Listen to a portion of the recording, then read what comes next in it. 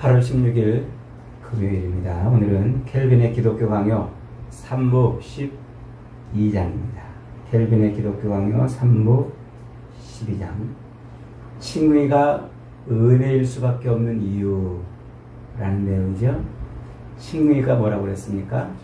죄인인 우리를 의롭다 칭해주는 것. 죄가 없는 게 아니라 죄가 있는데 그리스도의 의를 덮어서 죄 없다 여겨주는 것. 그것을 칭의 이렇게 말한다고 그랬죠. 그 칭의, 죄인인 우리를 그리스도의 피로 우리의 죄를 살짝 덮어가지고 죄 없다고 여겨주는 그 칭의. 칭의가 하나님의 전적인 은혜일 수밖에 없는 이유가 무엇이냐 하는 것을 오늘 배웁니다. 그것을 오늘 하늘나라 법정이라는 제목을 통해서 공부하도록 하겠습니다. 법정. 세상 법정은 죄에 있는 사람들을 그 법정에 세워서 그 죄의 유무를 따져서 그에게 이제 벌을 내리는 것, 그것이 법정이죠. 법정. 그런데 우리 인간의 법정, 그리고 이 세상의 법정은 완벽하지 않아요. 그래서 판사도, 검사도, 변호사도, 또 이 피의자도 모두가 다 불완전한 그런 사람들로 구성이 되어 있어요. 그래서 어떤 사람은 죄가 없는데도 불구하고 죄가 있는 판결을 받기도 해요. 또 어떤 사람은 죄가 있는데도 불구하고 죄가 없다는 판결을 받기도 하고 그래요. 실수가 일어나는 거죠. 그래서 재심이라는 것을 통해서 나중에 무죄를 선고받는 그런 일들도 종종 뉴스를 통해서 보지 않습니까? 그러니까 죄가 없는 사람이었는데 세상 법정에 서가지고 죄인이라고 선고를 당하고 그렇게 형벌을 받은 거예요. 그러면 또 그런가 하면은 죄가 분명히 저 사람은 죄인인데 이렇게 저렇게 해가지고 죄가 없는 무죄 판결을 나는 경우도 있어요. 그래서 우리 한때는 그런 말이 유행했죠. 유전무죄, 무전유죄. 돈 있으면은 죄도 없는 것처럼 판결을 받고 돈 없으면 없는 죄도 있는 것처럼 판결을 받는다. 그런 것이죠. 그래서 이 세상 법정은 다 이 사람들, 부족하고 연약하고 허물 많고 죄 많은 사람들이 운영하는 그 법정은 그런 실수도 일어나고 오류도 일어난다는 것입니다. 그런데 하늘나라 법정은 절대로 그런 실수나 오류가 눈꽃만큼도 일어나지 않는다 하는 얘기입니다. 히브리서 9장 27절에서 이렇게 말하죠. 사람이 한 번 죽는 것, 한 번 죽는 것은 정해진 것이요 그 후에는 뭐가 있으리니? 심판이 있으리니. 그래요. 그러니까 이 세상에 사는 모든 사람들은 반드시 죽고 반드시 어디에 쓴단 말이에요? 하늘나라 법정에 쓴단 말이에요. 이 세상에 사는 사람 치고 하늘나라 법정에 서지 않는 사람은 한 사람도 없어요. 모두가 다 결국은 하나님 앞에 하늘나라 법정에 서게 되는 때가 오는데 그때가 되면 그의 모든 죄가 낱낱이 다 드러난단 말이에요. 그의 모든 죄가. 그래서 세상에서 그가 살 때 지었던 그 모든 죄, 그 죄가 낱낱이 공개되기 때문에 그 죄의 대가를 어떻게 한다고요? 반드시 받는다. 반드시. 세상에 있는 사람 치고 누구도 자기 죄를 숨길 수 있는 사람이 없어요. 그리고 그렇게 하나님의 법정에 서 있는 인생은 어떤 인생이든지 깃털만큼이라도 눈꽃만큼이라도 죄가 있다면 그 죄를 하나님이 물으신단 말이에요. 세상에서는 돈이 있으면 죄 없는 것처럼 여겨지기도 하고 또 사람들이 실수하거나 변호사가 또 머리가 좋아가지고 변호를 잘하면은 또 죄인도 죄 없는 것처럼 그렇게 하기도 하지만 하늘나라 법정에서는 그게 안 통해요. 하나님은 공의로우시고 정의로우시고 만물의 통치자이시기 때문에 모든 것이 다 하나님의 손 안에 있기 때문에 어떤 죄인도 자기 죄를 숨길 수 있는 사람이 없어요. 그래서 이 하늘나라 법정, 이 하나님의 법정에서는 오직 하나님의 공의를 만족시켜야만 죄 없다 용서함 받을 수 있단 말이에요. 그런데 이 땅에 살고 있는 모든 인생은 다 죄인으로 태어나요. 태어날 때부터 이미 죄인으로 태어나요. 그리고 살면서 무수한 죄를 또 짓습니다. 그것을 켈빈은 인간의 전적 타락이라고 이렇게 설명을 해요. 그러니까 인간은 완전히 타락되어 있는 존재, 완전히 죄를 뒤집어 쓰고 있는 존재이기 때문에 어느 누구도 그 죄에서 자유로운 사람이 없다 하는 것이에요. 그래서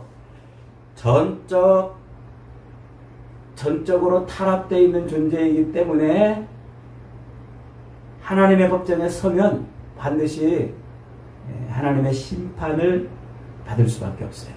그 심판은 뭐예요? 사망이란 말이에요. 영원한 사망. 지옥불에 떨어지는 둘째 사망이라는 것이죠.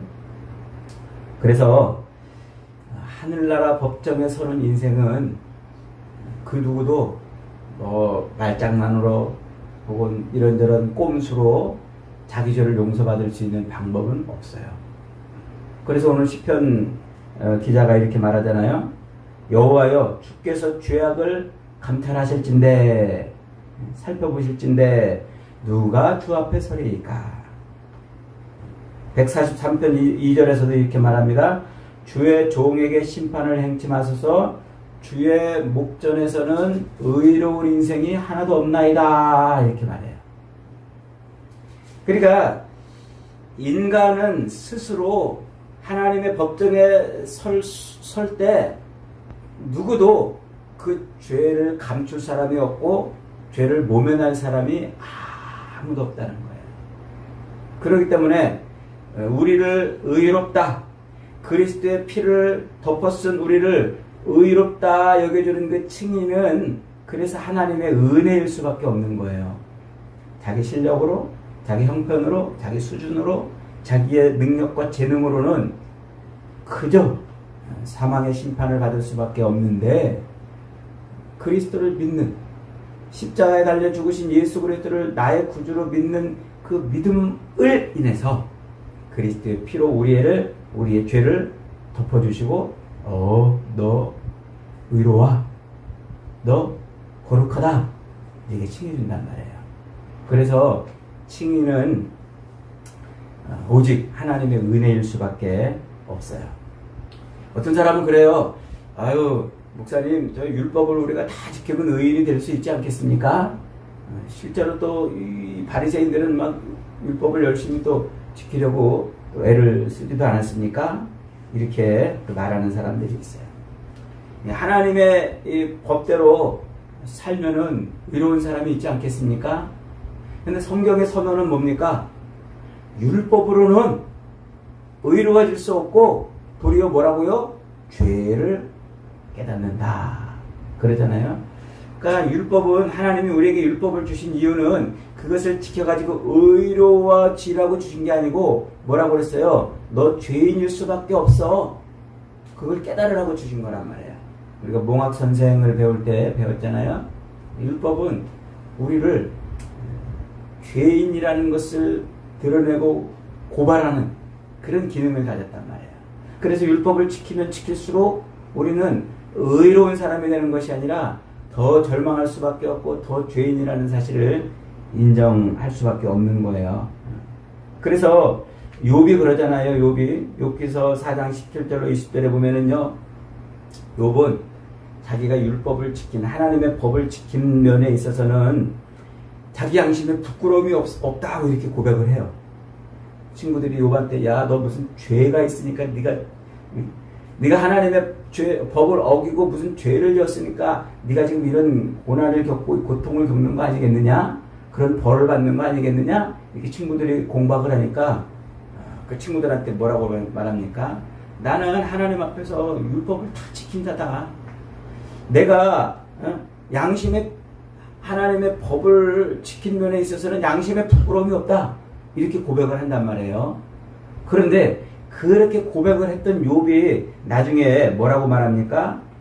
하나님의 법정에 서서 하나님이 요구하시는 그런 그 율법의 의의를 탁 제시하니까 자기가 정말 아무것도 아니구나 이걸 깨달았단 말이에요. 그러니까 인간적으로 볼 때 욥만큼 율법을 지킨 사람이 없는데 그 욥도 율법에 그렇게 열심히고 최선을 다하고 충성했던 욥조차도 하나님이 요구하시는 그 율법의 의 앞에서는 떼갱하고 무릎을 꿇을 수밖에 없었다는 얘기예요. 그러니까 율법으로는 우리가 의로워질 수 있다 없다? 하나님의 어떤 법을 순종하면서도 우리는 절대로 의로워질 수 없다. 이렇게 말하는 거예요. 그래서 이 땅을 살고 있는 그 어떤 인생도 주님의 말씀에 열심히 순종하고 살면 내가 의로워지겠지. 내가 이렇게 순종하며 사는 것을 인해서 나를 하나님이 의롭다 여겨주시겠지. 이럴 수 있는 인생은 아무도 없다. 그 다음에 이제 또 두 번째로 어떤 사람은 그래요. 다른 사람하고 자기를 비교하는 거예요. 저 사람하고 내가 비교해보니까 저 사람보다는 내가 좀 나아. 저것보다는 내가 그래도 좀 신앙생활을 바르게 하고 저것보다는 내가 좀 그래도 믿음생활을 제대로 하는 것 같아. 라고 이렇게 여기는 그 사람조차도 하나님 앞에는 뭐라고요? 별 볼 일 없는 똥 묻은 개가 겨 묻은 게 나무라는 것 같은 그런 종류의 상황밖에는 안 된다는 거예요. 그러니까 이 땅에서 내가 저것보다는 좀 내가 그래도 의롭게 살았어. 착하게 살았어. 저 사람보다는 내가 신앙생활을 좀 낮게 하고 저 사람보다는 내가 예수를 좀 잘 믿어. 이렇게 말하며 자기 의의를 드러내려고 하는 사람조차도 하나님의 법정에 서면 더러운 똥 묻은 개가 겨 묻은 게 나무라는 것. 그것도 안 될 정도로 그렇게 부족한 것이라 이렇게 말을 해요. 근데 대부분의 사람들이 어떻게 한다고요? 다 자기 만족에 빠져 살아요. 다 자기는 의롭다고 생각해요. 자기는 괜찮은 인생이라 생각해요. 그래서 사람들을 보면은 다 다른 사람하고 비교해가지고 나는 그래도 조금 낫다 이렇게 생각한단 말이에요.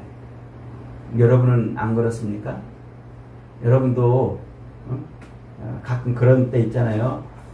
난 저 사람보다는 낫겠지. 믿음생활 잘 못하는 사람 보면은 나는 저 사람보다는 낫겠지. 그런데 뭐라는 얘기예요?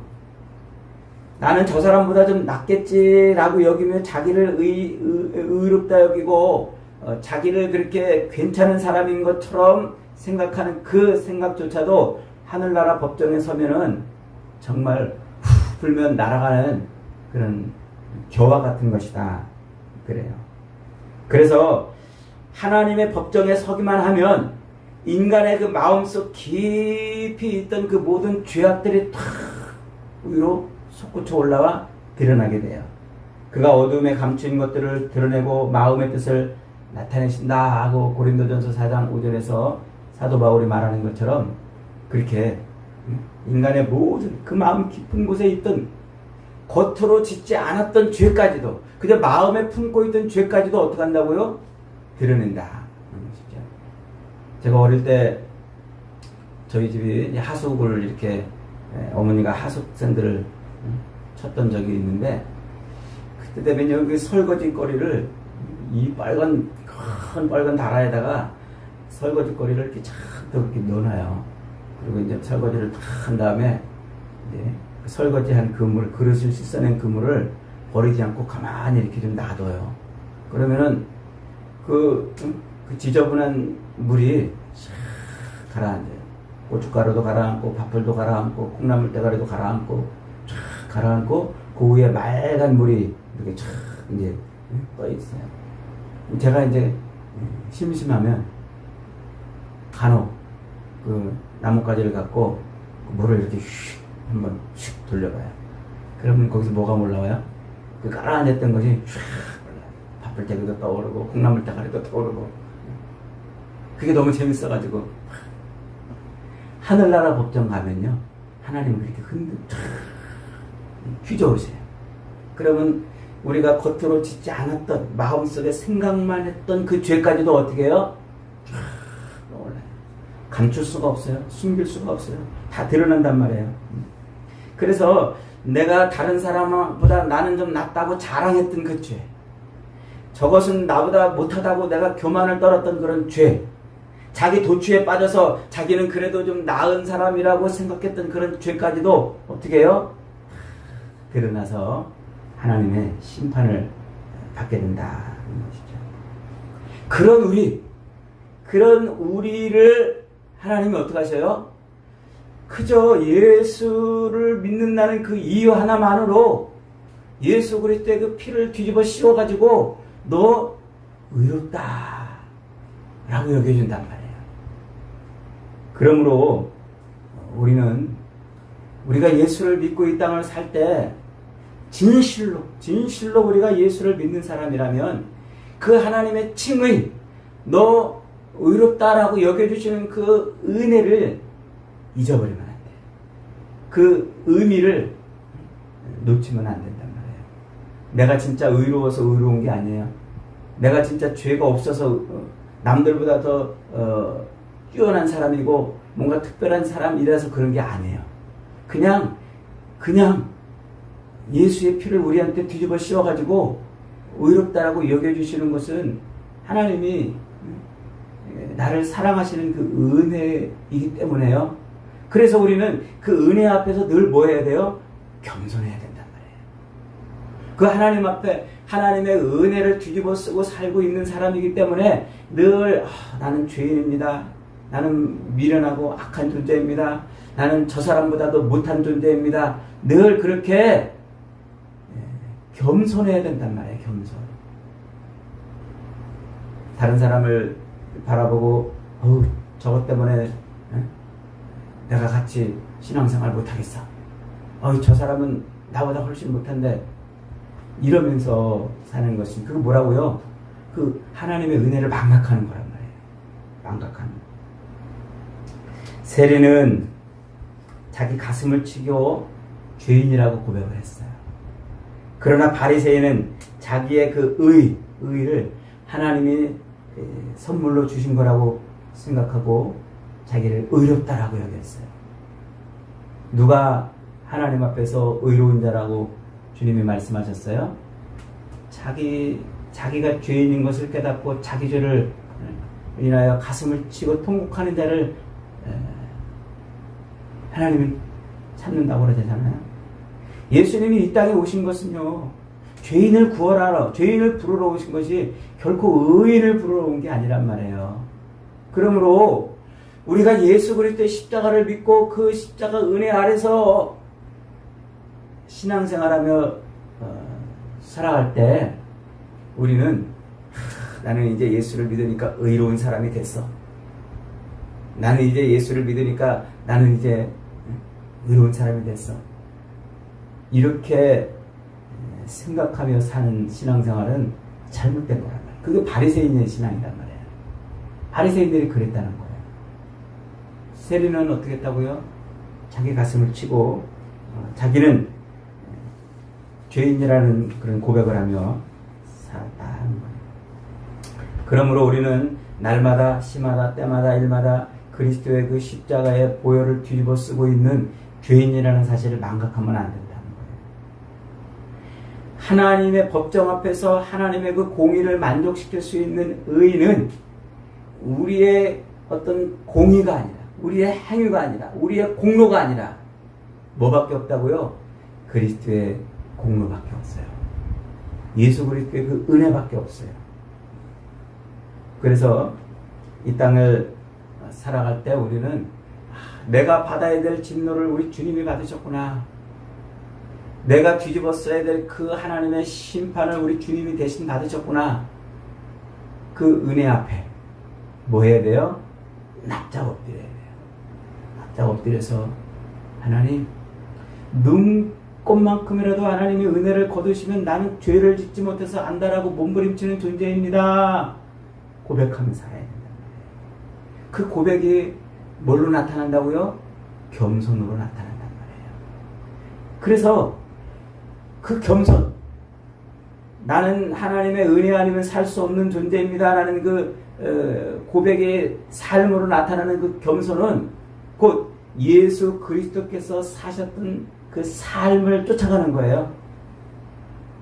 그리스도께서 사셨던 이 땅에서의 삶이 뭡니까?